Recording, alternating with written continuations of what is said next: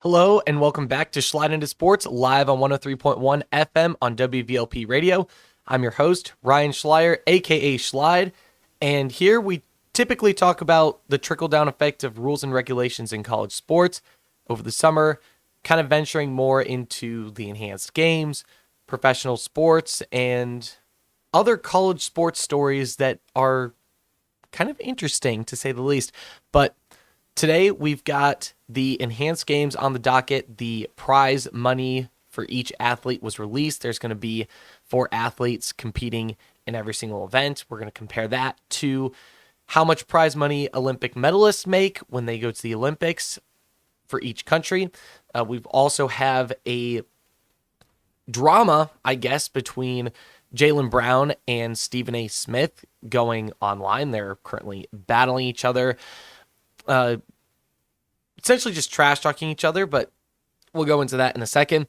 We also have Oklahoma City losing their first playoff game against the San Antonio Spurs last night in double overtime. And also just an update on the NBA playoff bracket. We also have an update on the Brendan Sorsby story, Aaron Rodgers playing for the Steelers again, and a update and a little bit of a reaction to the MVP race for the NBA. So let's get right into this. So we're going to start off with the enhanced games. So like I said before, the prize money got released for the enhanced games, and there's going to be 4 athletes participating in each race, at least for the swimming portion, and each athlete is going to get a prize. So it's not like the Olympics where primarily the gold, silver, and bronze medalists get prizes. Here at the enhanced games, all 4 athletes are going to get prizes. Now, obviously, the bonuses for getting a world record in your event is relatively well known. It's not a guarantee that these athletes are going to get world records, but there is that added incentive there. But for first place, if you win your event at Enhanced Games, you win $250,000. Second place wins $125,000. Third place wins $75,000. And fourth place wins $50,000. Now, just for some added context, for the Summer Olympics, when USA was competing, you win, like for a gold medal, if you represent the United States, you earn $37,500. So that's less than what fourth place makes at the enhanced games. Silver in the US, you get $22,500, and bronze gets you $15,000. So clearly, the prize money is a huge factor as to why these athletes are participating in these games. It's not necessarily just for the enhancements, but it's also for the prize money, because some of these athletes that are currently in the enhanced games, they haven't really done a lot recently on the medal podium stage. Like Cody Miller, he hasn't won, or like the last time that he medaled, I believe, was in 2016 for the Rio Olympics. Ben Proud he's been competitive at World Championship meets, but he is typically fourth or fifth most of the time. So there's a little bit of incentive there for these guys to compete, because they're going to get a lot more money. Even if they don't win, they could even get last in their event if they wanted to, and they would still win more, at least in the United, than you would win a gold medal in the United States. So there's that. The numbers for the United Kingdom, they're not on the article that I'm citing, which is a swim article titled Olympic Games Medal Payouts Per Nation Compared. So there was nothing there for the United Kingdom, but for some nations, it's pretty notable just looking at how much more money you can make to win a medal. I mean, you look at Singapore. If you win a gold medal in Singapore, you earn yourself $1 million. A silver medal gets you $500,000, and a bronze medal gets you $250,000. So if you live in Singapore and you get third at the Olympics, you make as much money as somebody that wins their event at the Enhanced Games, unless the Enhanced Games participant gets a world record. Now, the country that earns the least for a gold medal is actually Australia at $13,800 to win a gold medal. Silver gets you $10,350, and bronze gets you $6,900. So Australians, I should say, are not making a lot of money by participating in the Olympic Games, which is kind of crazy considering how passionate they are, especially with their rivalry with the United States. They love to try to beat us, but especially in the pool. But they haven't beat us in the medal count for a little while. So maybe that changes, but they are a smaller country, so I guess the number does kind of make sense for them, but still, $13,800 for winning a Olympic gold medal. And I mean, you look at other smaller countries. I mean, Singapore is the size of a city. Like, it is a very small country, and you earn $1 million for gold. Now, obviously, Singapore is a pretty wealthy country, but you also look at Indonesia. You win $746,000 for winning gold, and Indonesia isn't exactly a very wealthy country. I mean, neither is Kazakhstan. You win $250,000 if you win gold in Kazakhstan, or as a citizen of Kazakhstan. Silver gets you $150,000 and bronze gets you $75,000. Compare that to the Enhanced Games. That's almost exactly on the money with that. I mean, first place Enhanced Games, $250,000. Second place, if you were a Kazakhstani citizen, you win $25,000 more dollars if you win second in the Olympics than you would at the Enhanced Games. But third place, you win the exact same amount. So first and third, the numbers match up almost exactly. Azerbaijan, if you get silver, that's $124,000, which is only $1,000 off the Enhanced Games mark for second place.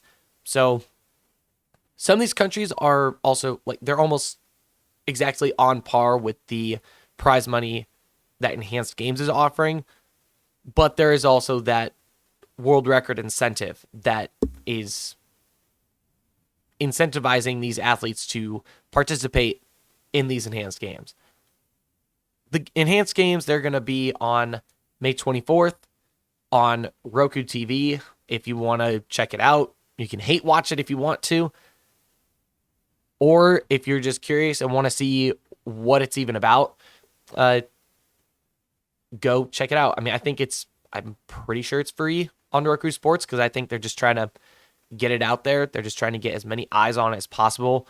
But yeah, I think it's really intriguing, at least looking at these numbers with the medal counts, because the medal rewards for the Olympics vary every year. I mean, it really depends on the state of the economy sometimes, also inflation and a bunch of other things regarding the Olympics. So it really depends. But those were the numbers from the, I believe it was Tokyo. So yeah, so it's a little outdated, but Tokyo is the most recent Summer Olympics. So, oh no, it's not. Paris is the most recent Summer Olympics, but I don't think they've changed since Tokyo. So, yeah, these are just pulled from Tokyo, but the numbers are still the same as they were in Paris. So, yeah. All right. So moving on, we're going to talk about the San Antonio Spurs, Oklahoma City Thunder. Now, this matchup, this series is actually quite interesting because there's a bit of a rivalry between these two teams right now. I mean, not necessarily team for team, but it's more of a rivalry between some of these players. Now, some of you guys may or may not know this story. This is kind of new to me as well, but apparently back in, I mean, I don't remember the year, but back when Chet and Wembanyama were in their teen years when they were in the U17 international. I think it was a tournament, but Chet helped Team USA beat France, and Wembanyama was on that French team. And ever since they've both been in the NBA, Wembanyama has been just going all in on Chet Holmgren. He also goes in on Shea Gilgeous-Alexander, but that's a whole different story. He kind of goes after him for a completely different reason. It's not necessarily for the flopping, but it's more for the fact that, especially this year, that Shea won the MVP and Wembanyama did not. And honestly, I was kind of surprised that Wemby did not win the MVP. I thought for sure that he was going to get it, but they, for some reason, decided to give it to Shea again. Shea's not a bad player by any means, but after the year Wemby had, I was quite surprised. But yeah, in that victory that San Antonio had, which was in double overtime, Wembanyama put up just an insane stat line, an absolutely insane stat line. He was in for 49 minutes. He put up 41 points, 14 for 25 from the field, 1 for 2 for the three-pointer, only missed one free throw, had 24 rebounds, which is almost more than his entire team outside of himself combined. Like, it's almost the exact same number. 3 assists, 3 blocks, which the blocks, him only having 3 blocks is kind of surprising because earlier this year, I think it was actually in the playoffs, it was either against Portland or Minnesota, but Wembanyama got a triple-double with 11 blocks as one of the stat lines for the triple-double, which, again, is just absolutely incredible. How did this dude not win the MVP? That's what I want to know. But, yeah, just an absolute masterclass from the Spurs and Wembanyama in Oklahoma City. And that was on the road in Oklahoma City because Oklahoma City is the number 1 seed, so they get the home court advantage first. The next game for this series is, I believe that's also going to be at Oklahoma City. So if San Antonio takes this game, then that's going to be dangerous territory for the Oklahoma City Thunder. That is for sure. Now, with this tournament, we kind of have a very interesting setup with this bracket. You have last year's champs, Oklahoma City. You have a team that was pretty great recently, that being the San Antonio Spurs. And by recently, I mean just in a previous decade. You've got the Knicks, who are on the road to accomplish, I guess, getting rid of the longest drought in NBA championship history, at least from a team that's won it and not won it. They haven't won it since the 70s. And then you've got Cleveland, and Cleveland is kind of like the Pacers from last year. Like they're kind of the lovable underdogs this year. Young team, relatively, besides James Harden, who's their all-star player.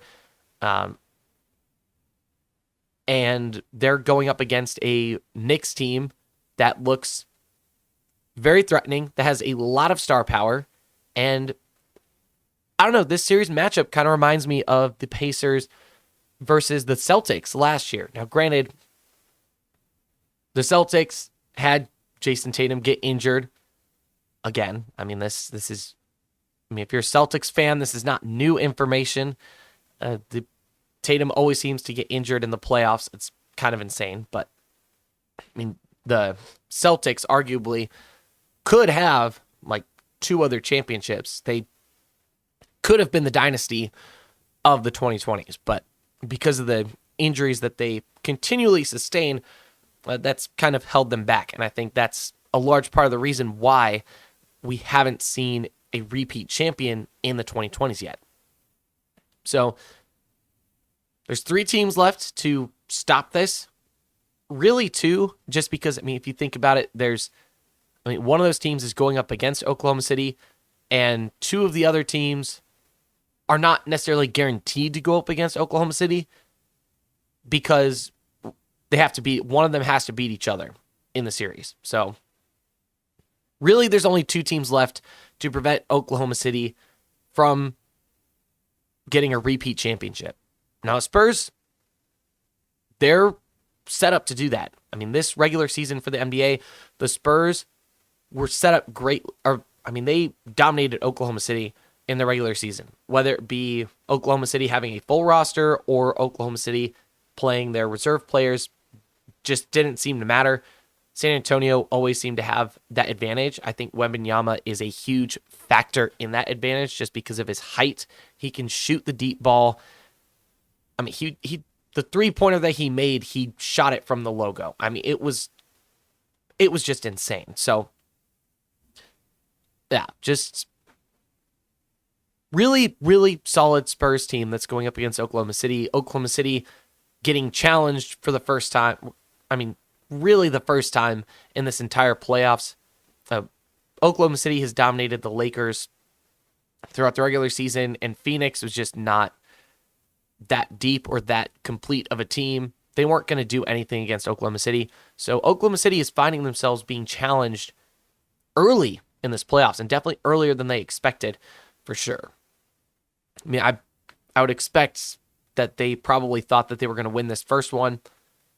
Maybe they go 1-1 with the Spurs at home, but if San Antonio takes both these games at home, and that next game is going to be on Wednesday or tomorrow, then yeah, Oklahoma City might be out of luck if they lose this game, because San Antonio, their home crowd, from what I've seen in the regular season, has looked awake. Like they're there and they're active, they are loud. So Oklahoma City, they need to get one on the board. They need to get one game on the board for the series tomorrow.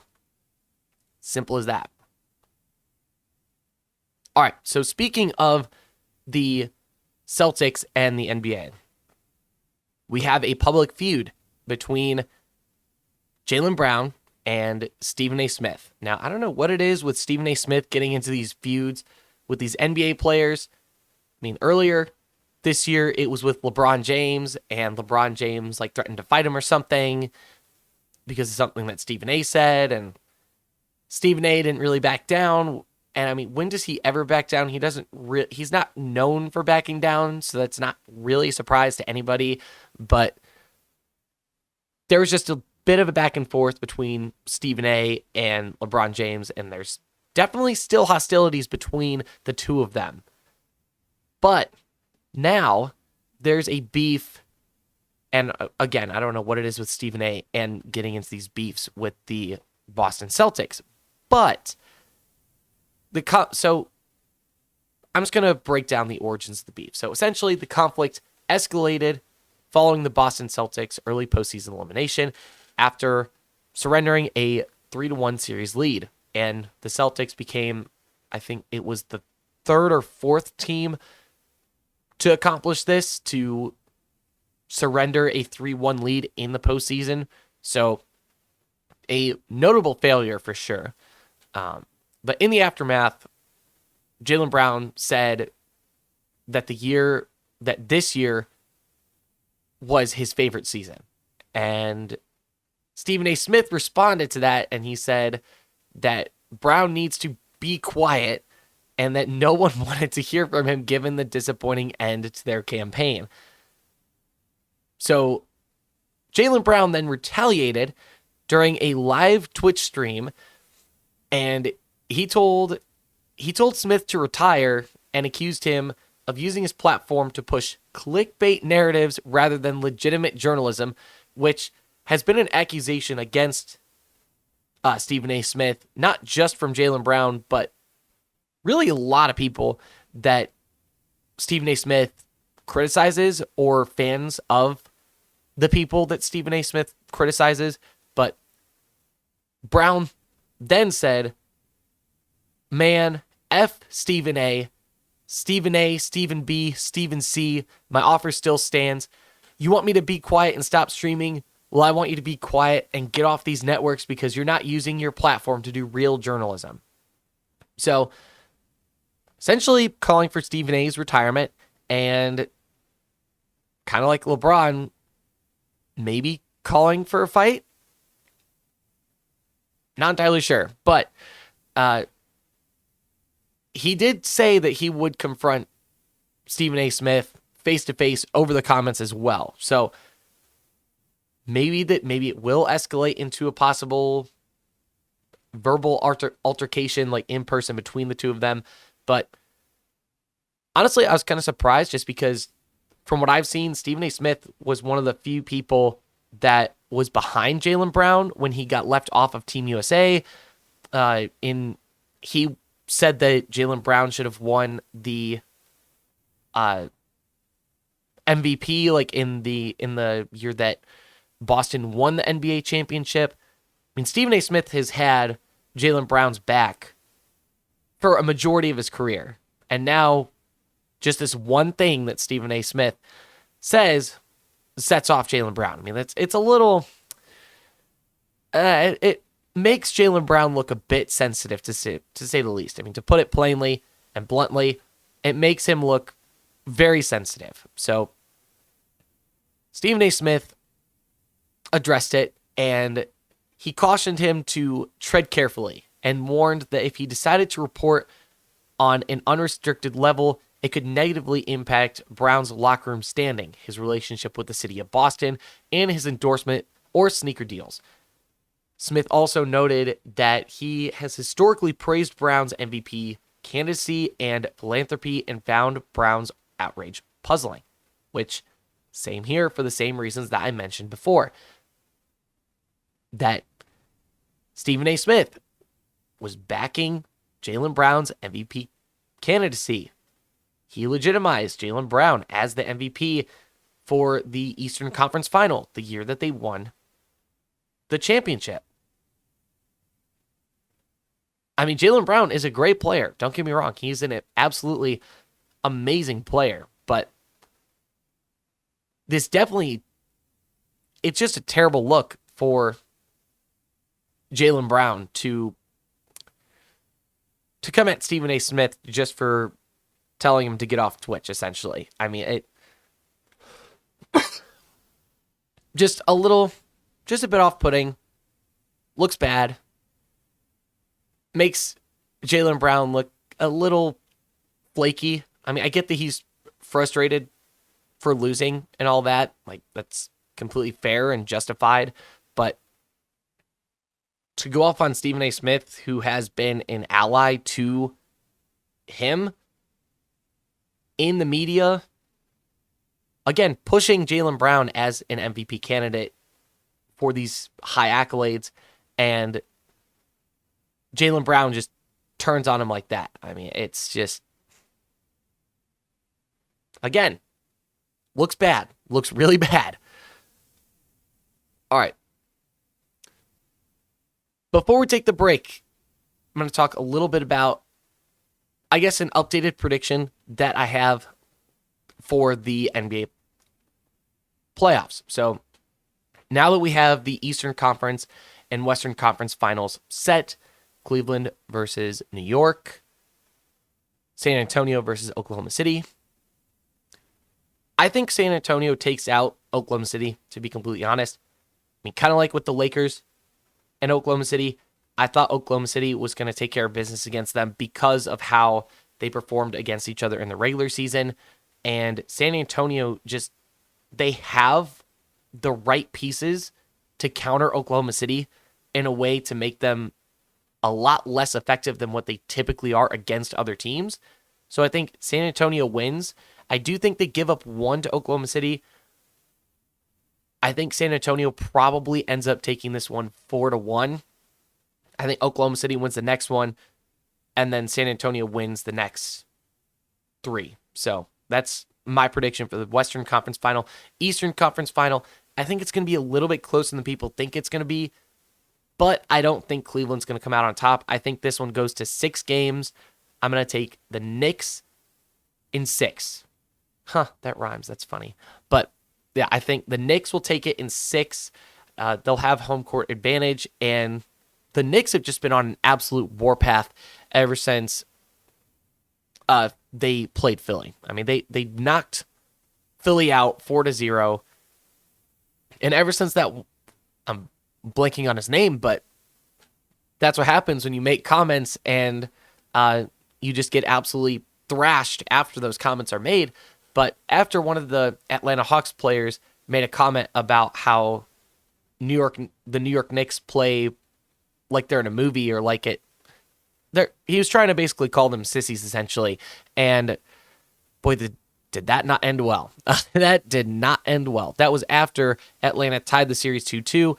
Then New York goes and plays a Philadelphia team that's high off of their comeback in their 3-1 deficit to Boston.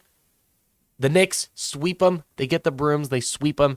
And Cleveland is now coming out of a 7-game series against Detroit. So I wouldn't be surprised if Cleveland maybe takes this first one, but I think New York is probably going to dominate the rest of the time.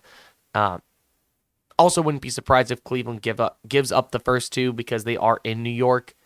I could see New York winning the first 2, Cleveland winning the next 2 because they'd be at Cleveland, and then New York taking the last 2. One of them being at New York, one of them being at Cleveland. So I like New York in 6 here, and then it'll be New York versus San Antonio.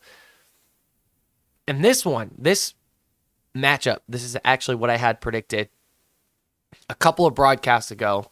I didn't say who was going to win. I just predicted that San Antonio and New York would meet up in the NBA championship.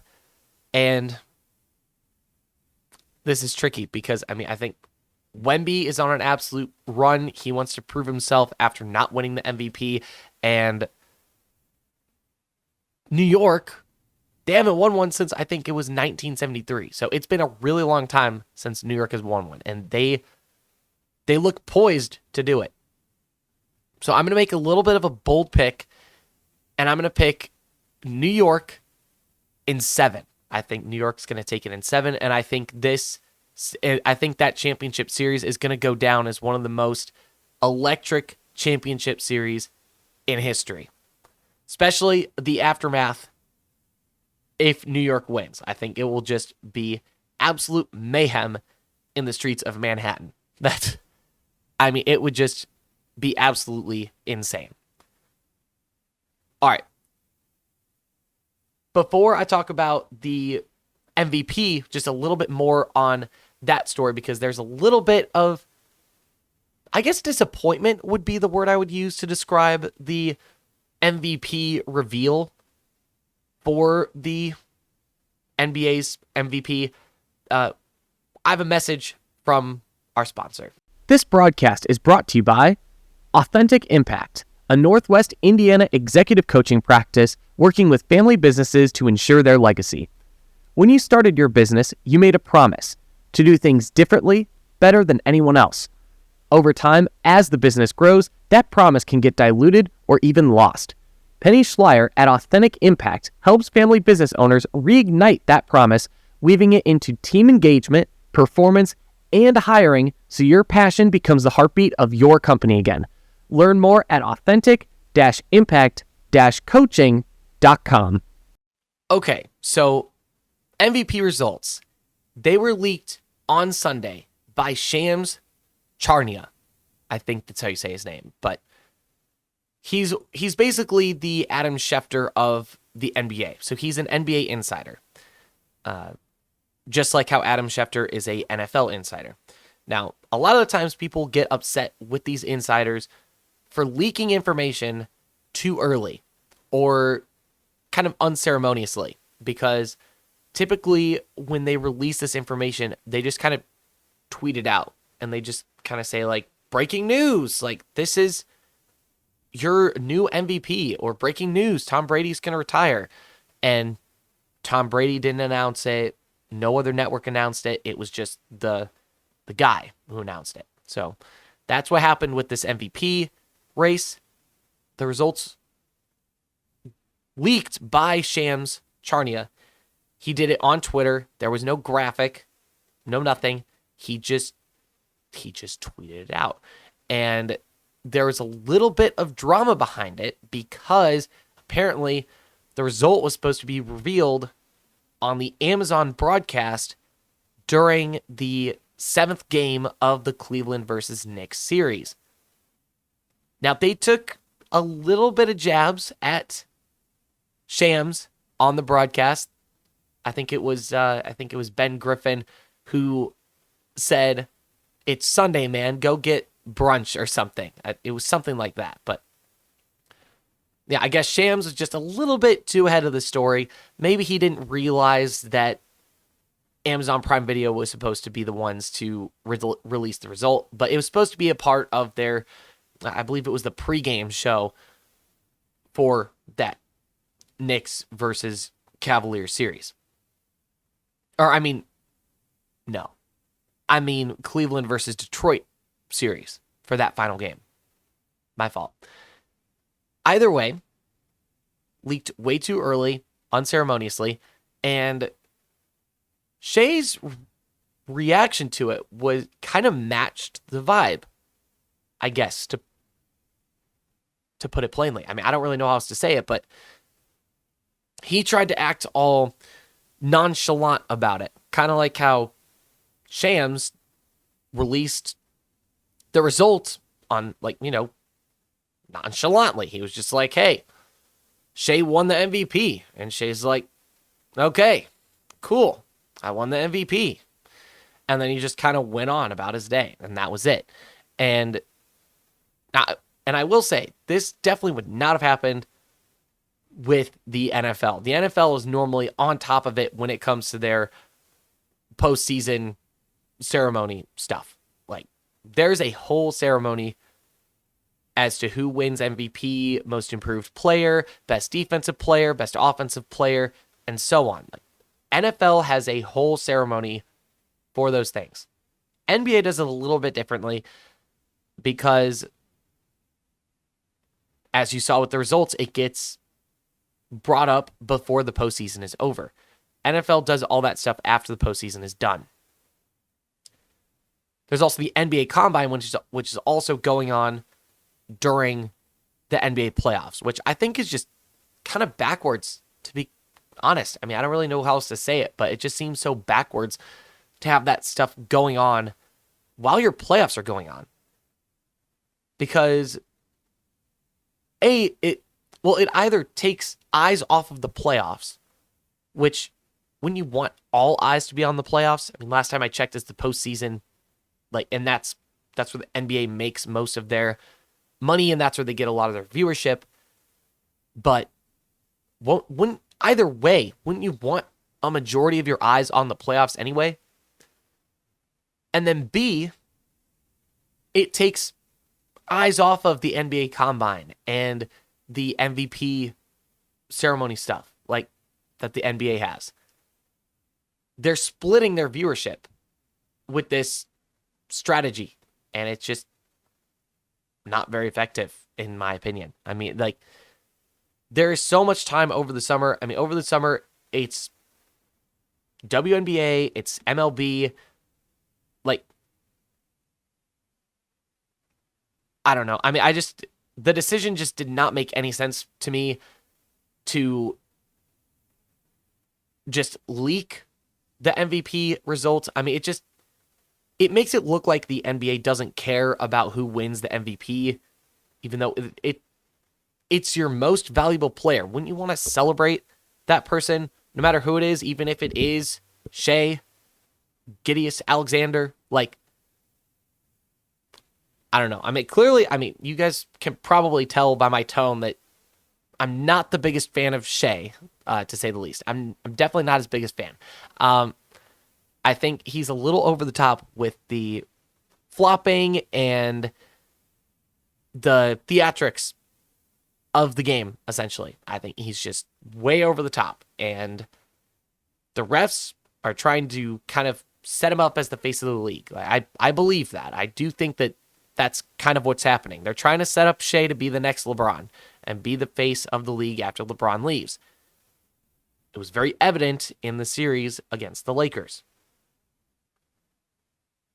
With that being said, that doesn't necessarily mean that I don't think he doesn't deserve the MVP, because he is a phenomenal player.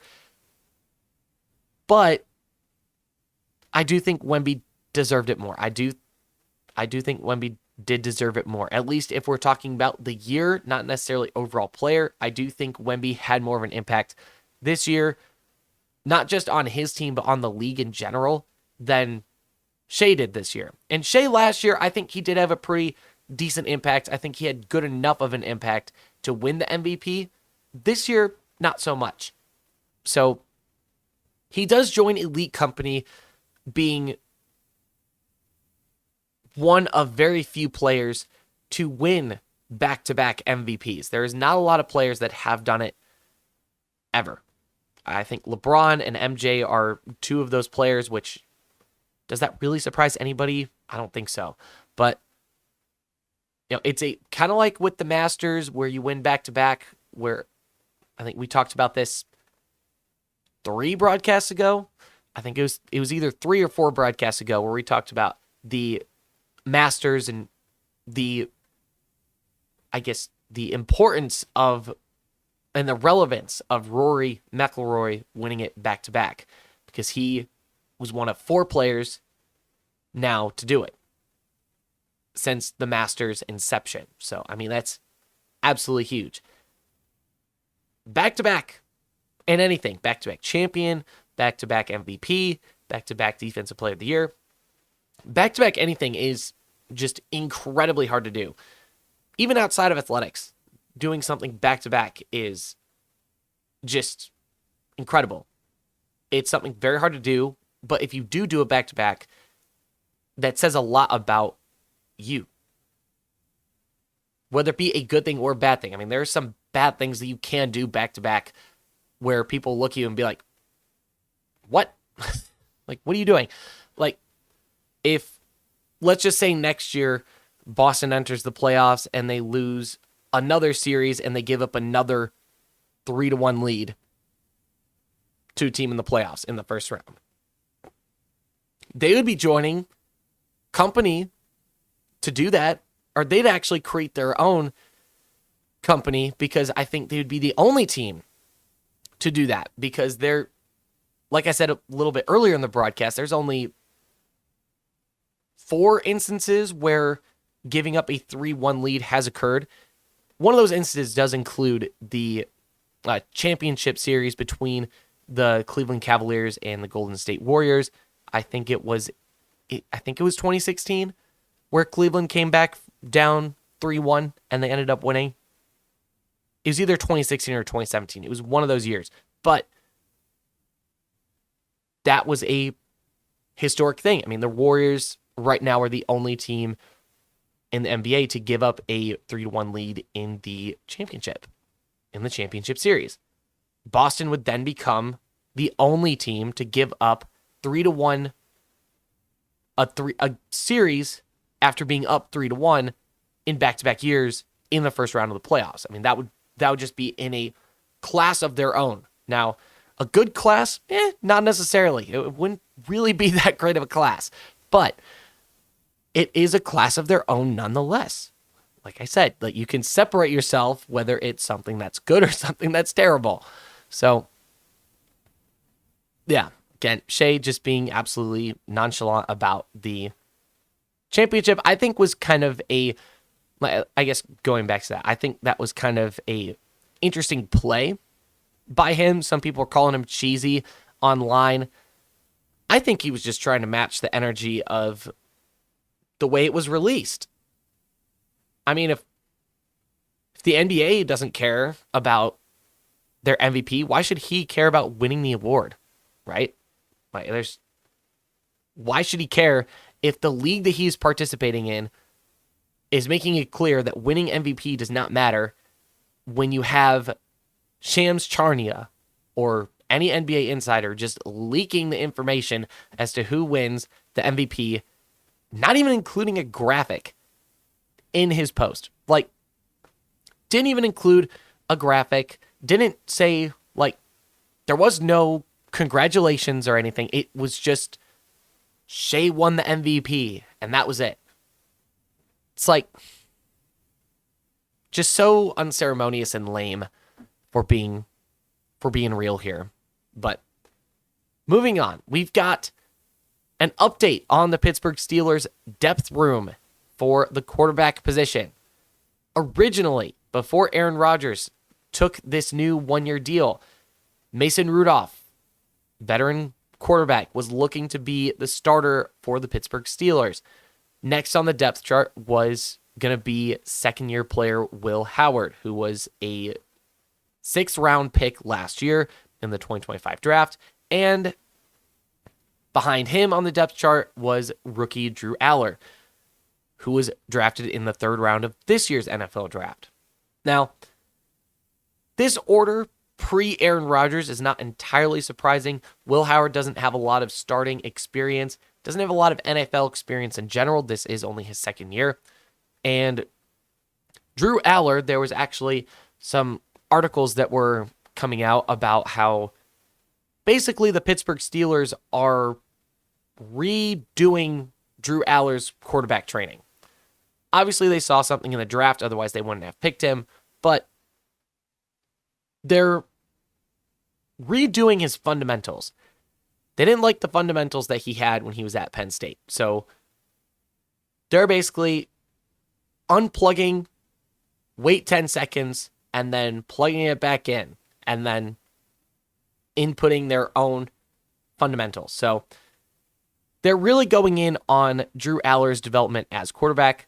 I think I'm kind of surprised. Like, I feel like Will Howard could maybe surprise people and get above Mason Rudolph. I feel like he was a very underrated quarterback. And I said this last year too, a very underrated quarterback in the draft class. I mean, it takes a lot. It doesn't matter the talent around you, just being able to lead a team to win a national championship is a huge accomplishment. And that takes a lot of leadership and a lot of poise to be able to win in big moments like that. So I think Will Howard is a very underrated person in the Pittsburgh Steelers depth chart.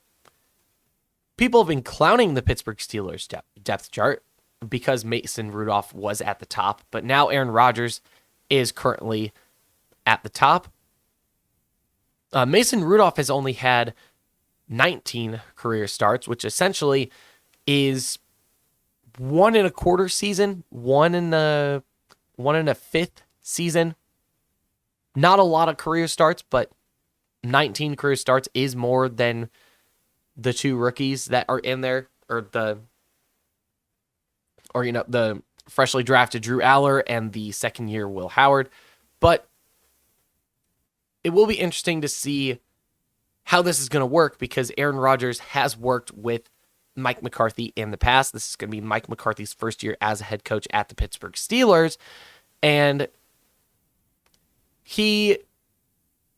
when he was with Aaron Rodgers at Green Bay, they won a Super Bowl together. So the Steelers are in a way kind of recreating I think it was the 2011 Packers.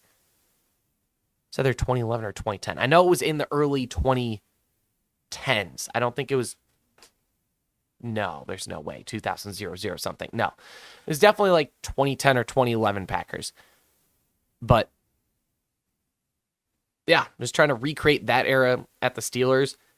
I mean, what else do the Steelers have to lose? I mean, they're constantly sitting at like 10-5, 9-6, making it to the first round of the playoffs, and then losing in the first game. They always lose in the first round of the playoffs. That's pretty much what you can count on with the Pittsburgh Steelers, at least the Pittsburgh Steelers of the last 10 years. Now, this is a very interesting signing as well, because Aaron Rodgers is now the oldest quarterback in the NFL, or at least oldest starting quarterback in the NFL. I think Matthew Stafford is the next oldest, and he's 4 years younger, 3 years younger, something like that. I think Aaron Rodgers is the only one in the 40s, or he's definitely the closest to the 40s if he's not in his 40s. I think Aaron Rodgers is either 39 or 40.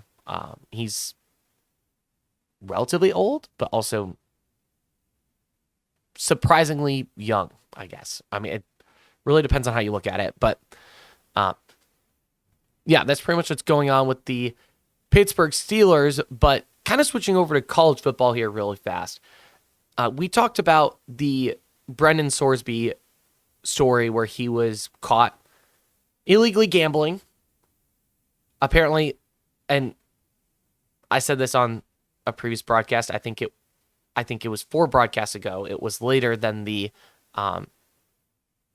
than when we talked about the enhanced games. Like when we first started talking about the enhanced games, it was kind of around then. Yeah, so about 4 broadcasts ago. So about a month ago. Brendan Sorsby got caught gambling, and he submitted himself to a rehab center. That was the most recent update at that time. However, Brendan Sorsby is currently filing a injunction against the NCAA about his betting on the Indiana football program. Now, his rationalizing for doing this is just something else, to say the least. I mean, it's a little insane, but he goes, and this is his exact quote, word for word. He says, "I rationalized placing those bets as a way to feel more connected to the team, to root for my friends, and to feel like I had a real stake in the games that I otherwise was not involved in," because he was sitting on the bench. He wasn't starting in any of these games. He was just sitting on the bench, waiting his turn. And just absolutely, it's insane that that's the reasoning. I mean, it's definitely not what I expected, to say the least. I mean, obviously you can tell by my reaction, but that's not the only crazy update with this story that I have for you guys. So, do you guys remember when I was talking about the Trinidad Chambliss story and how the judge that ruled on Trinidad Chambliss's case was an Ole Miss alum? You guys might remember that. You guys might not remember that. It was about a month and a half, 2 months ago that this story was being talked about. Like, it's been a while since we've talked about Trinidad. But we're kind of going back to that with this Brendan Sorsby story. So the judge that is ruling on this injunction is from, guess where? If you guess Texas Tech, you would be correct in that assessment, because he is from Texas Tech. I can't even, how does it... It's so weird that happens twice. No? Is that not just the weirdest thing that happens twice? How does that happen in 2 cases in a row? In a row. Just wild to me. It's just absolutely wild. But yeah, that's essentially what happened with that. So the judge's name. So let's just talk a little bit more about the judge. So this judge is not only an alum, he's also a fan of Texas Tech, graduated from Texas Tech twice, technically. It's a double Texas Tech grad. Philip Hayes is the judge's name.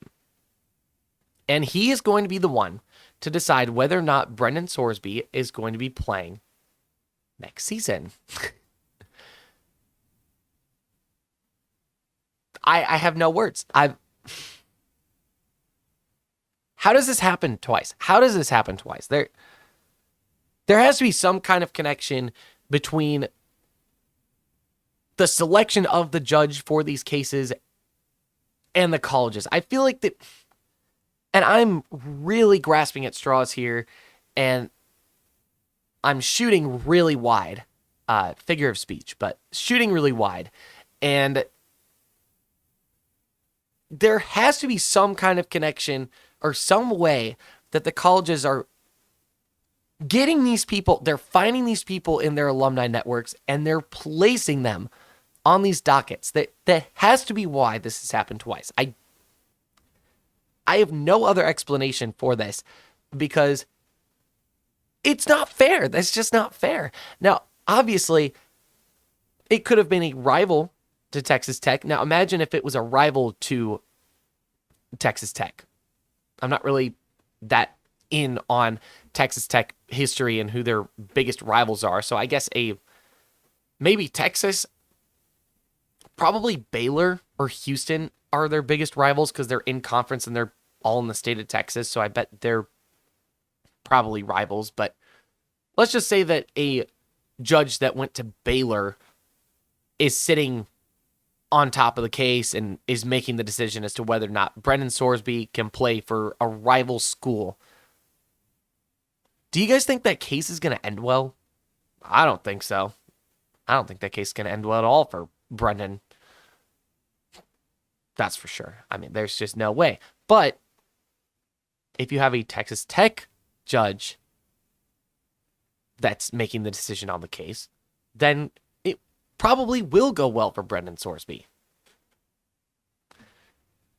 I mean, he probably, we don't know exactly where all of the, who all the donors are for Texas Tech, but imagine if it comes out and this dude is a donor to the Texas Tech NIL fund or NIL network or whatever. The NIL collective. That's what I was trying to say. The NIL collective. Imagine if this dude was a donor to the Texas Tech NIL collective. That would be a breaking story after the outcome of this case, if that was the truth. Because then the NCAA would be able to go and probably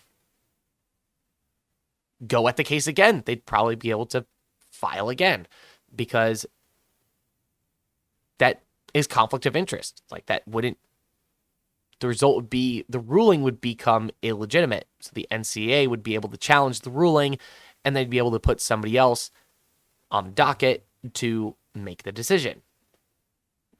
The decision could still come out to be the same, possibly. It is a possibility if that was to happen. Now, this is a big hypothetical that I'm leaning into here, so bear with me. But if the result was the same, then what? Then what would the NCAA do? I don't think they'd be able to do anything if the ruling did rule in favor of Brendan Sorsby. It's just absolutely insane that this has happened twice with judges that are ruling on cases in college football with kids that go to their former schools. It's happened twice. It's happened twice now. Absolutely insane. And both Ole Miss and Texas Tech are pretty wealthy schools. So it's not necessarily out of the question to think that maybe there is some wheeling and dealing behind the scenes. Now, I'm not saying there is. I'm just saying that it's definitely a possibility. With who and how it works, I have no clue. No clue if that's how, no clue. But it does remain a possibility that it can happen. It's kind of like the Schrodinger's cat. Is the cat dead? Well, it's alive and dead until you open the box. So we haven't opened the box yet. I'm just more inviting the possibility of a little bit of interesting behavior from the schools and the judicial system. That's all. It's not, it's a very I'm not being entirely serious, but at the same time, it is also a pretty big accusation that I'm making. So,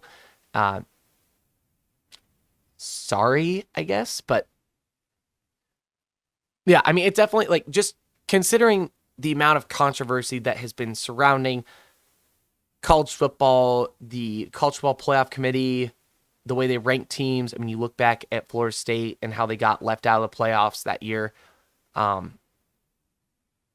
think it was 2023, the year before the 12-team playoffs was a thing. But yeah, I mean, there's just a lot of controversy that can and has surrounded the sport of college football.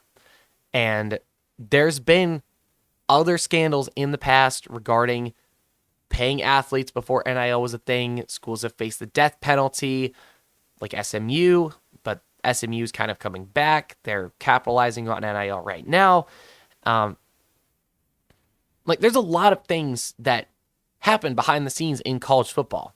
So that's part of the reason why, in my mind, I'm like, okay, this isn't really that far-fetched. It's not that big of a reach to think that these schools are somehow having some kind of influence on the judicial system and placing judges to get the outcomes that they want. It's not out of the question. I'm sorry. Like, maybe you might think that's too far, but just looking back at the history of college football and the things that schools have gotten caught doing, it's really not that far-fetched, I don't think, to think that schools would try to rig the judicial system in favor of them going up against the NCAA. It's really not that far-fetched if you really, really think about it. But yeah, I mean, just what a turn of events for the Brendan Sorsby versus NCAA story. I'm just, wow. I still can't get over the fact that he actually said to feel like that he was gambling to feel more connected to the team, like to the Indiana football team. That's just absolutely insane to me. Because I think when I was talking about this, I did mention that as one of the possibilities, but I didn't think he was actually going to be serious about it. That's for sure. But here we are. This is the world we live in. But yeah, that's all we got time for today. If you want to listen again on WVLP, you can listen on Fridays as well. Broadcast gets rerun on Fridays. And if you also jumped in midway through, wanted to hear the enhanced game story or the NBA playoffs stories that I had from this broadcast, you can always go and find the broadcast on Spotify, Millions.co, YouTube, Apple Podcasts, Amazon Music, other podcasting platforms. I'm also on social media. Now, I haven't really posted on Instagram, Facebook, or TikTok, or Twitter the past couple of weeks. It's been a kind of insane past couple of weeks, really busy outside of the show, but that's just life. So I'll start posting more there, but that's more just instant reaction stuff. I'll interact with comments on the tweets, Instagram, TikTok, Facebook. But I do like to interact with the comments. So when I do post, if you do see one of those posts on your Explore page, or if you go follow and you're looking at the post and you comment, I will most likely interact with it. I'm usually pretty good about that. So yeah. That being said, next week, probably going to talk more NBA playoffs. Enhanced games is going to be concluded, I think, or almost concluded at that point. So we are going to talk about that. Of course, like just the results and the reaction and more. So with that being said, I'll see you all next week. Slide out.